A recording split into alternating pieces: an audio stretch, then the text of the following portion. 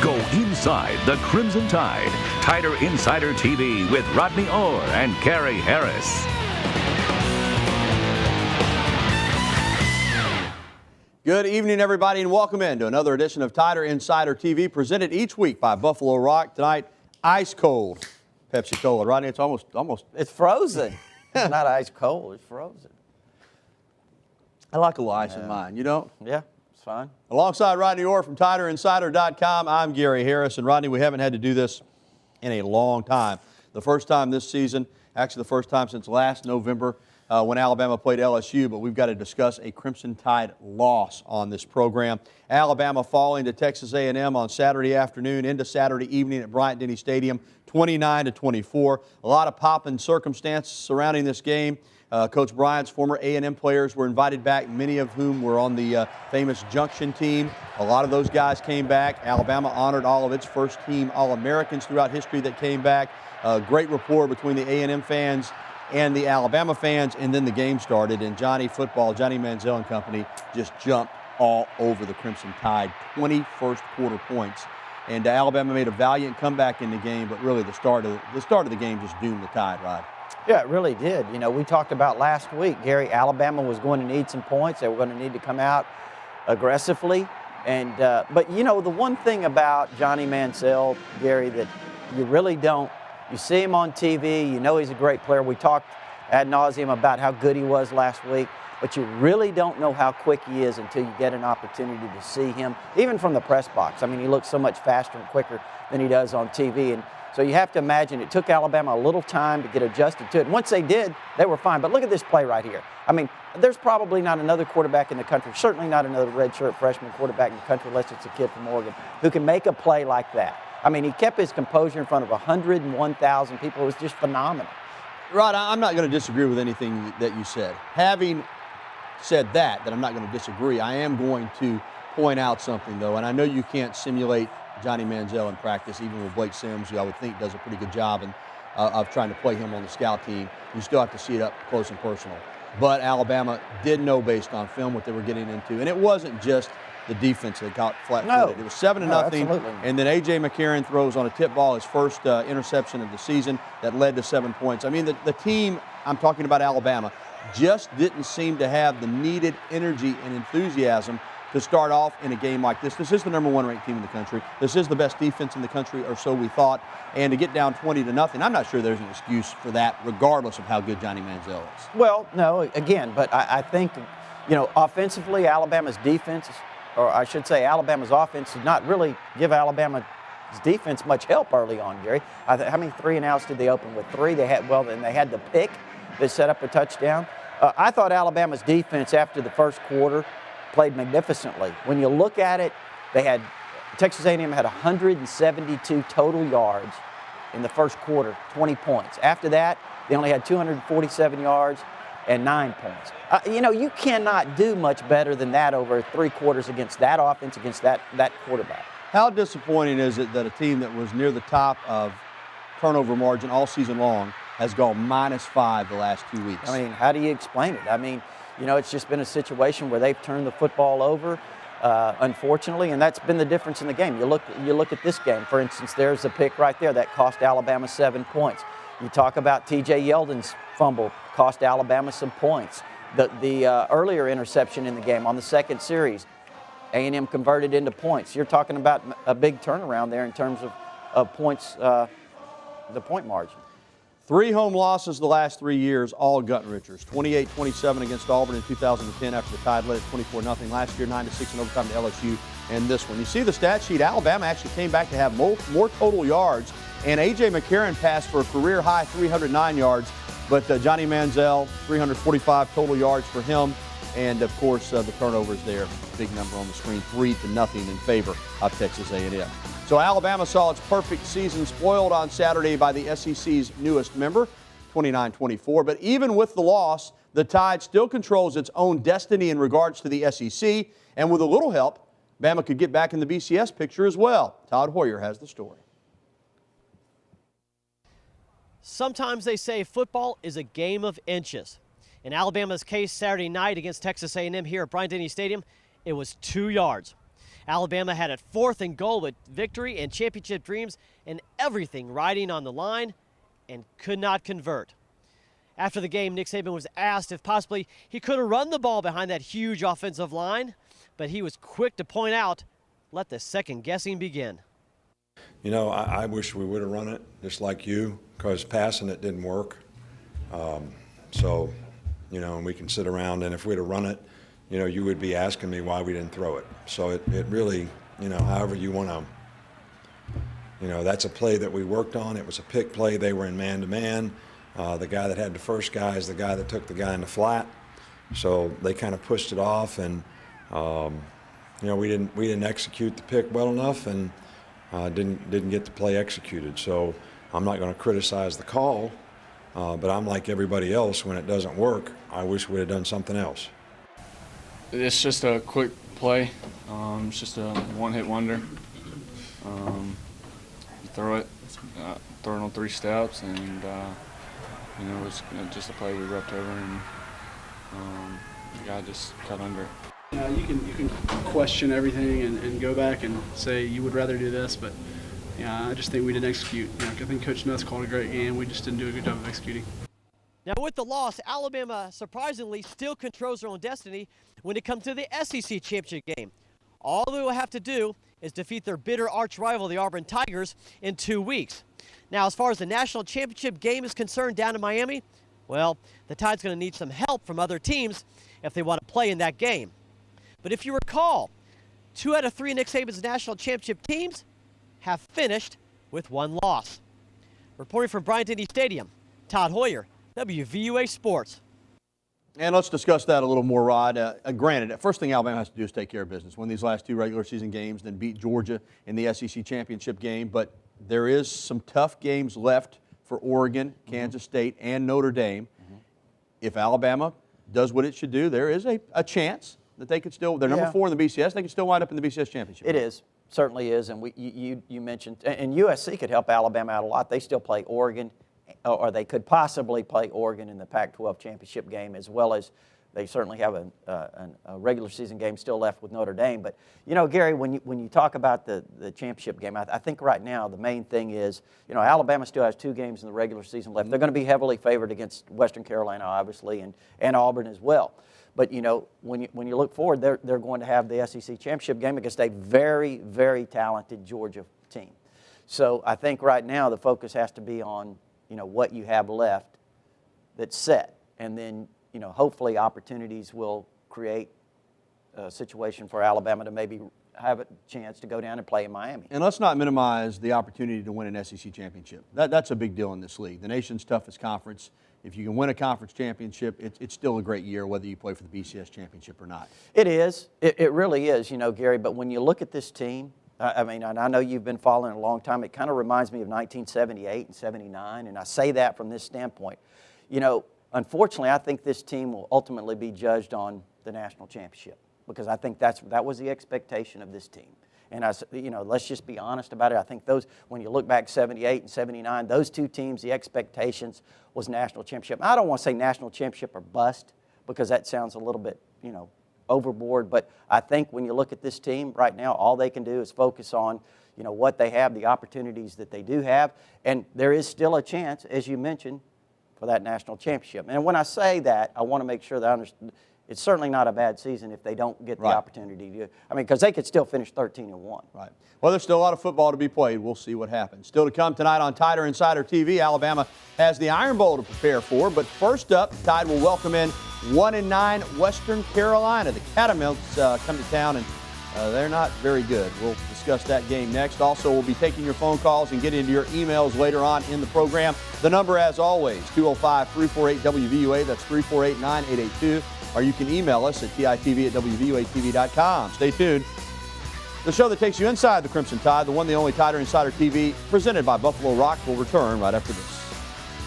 Welcome back to Tide or Insider TV. So Alabama's perfect season is over, the result of that 29-24 heartbreaking loss to Texas A&M. Next up is Western Carolina, and then in-state rival Auburn. Alabama head coach Nick Saban made it clear on Monday that he and the football team are not looking back, they're only moving forward.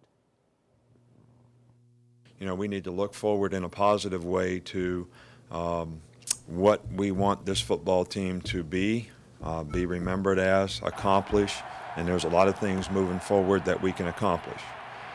So I know the questions are, why didn't you do this? Why didn't you do that? Why did we call this play? Why did we call that play? Well, it still goes back to why are we even in that situation relative to how we played the rest of the game. Why are we in the situation that we don't really respond as a team emotionally with any kind of aggressiveness or energy level until we get behind 20-0? So, you know, all those are questions that, you know, I'm certainly responsible for. I'm not trying to say that, but for whatever reasons, we have an opportunity now to, you know, prove that we can be a good football team, and that's what we want to focus on. That's all we want to talk about, is we're looking forward. And next week, we'll look forward to the Iron Bowl. But the game this Saturday is against Western Carolina, 11:21 a.m. kickoff at Bryant-Denny on the SEC Network. And, you know, we're not going to be able to sugarcoat this. This is a 1-9 football team out of the Southern Conference. They're 0-8 in the SoCon. Their only win was the first game of the season over Mars Hill. They've scored 257 points, given up 400. So basically, they score 25 a game and give up 40 a game.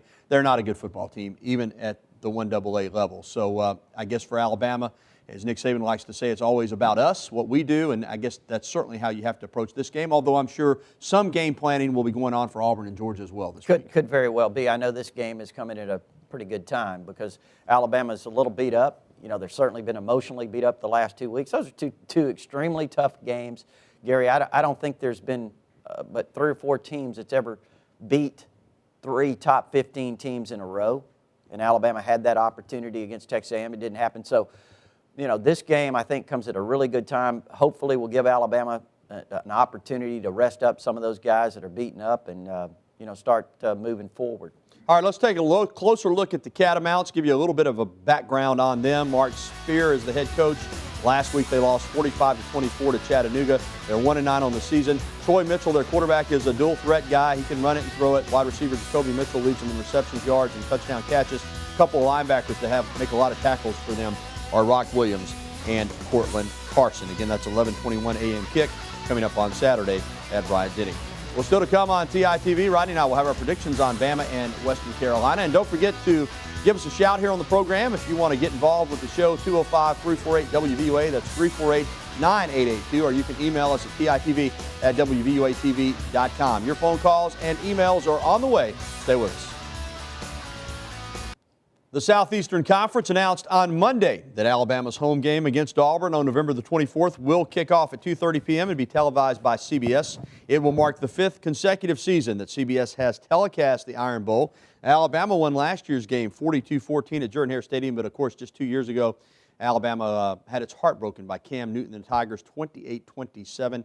So the Tide will be looking for a little payback. And remember, Alabama still only beaten Auburn one time ever at Bryant-Denny, 2008 under Nick Saban, 36-0. Phone calls in just a moment, but first, Rod, I noticed a great recruiting article today on Laramie Tunsil, the big offensive lineman there on TiderInsider.com. A lot of information out there. Tell people how they can get involved and get on and get the service. Well, it's $48 a year, Gary, as you mentioned, and TiderInsider.com supplies you with all the premium information. Again, we had some other recruiting articles, have some more coming up, and also provides you access to the forums where, you know, there's a lot of exchange of information and people's opinions. So, you know, it's always active. All right, TiderInsider.com. Check it out. Let's go to the phones. Our buddy John is holding over in Bessemer. John, what's up? Gary, what's going on, man? You know it, pal. Hey, man, can we still win the BS title?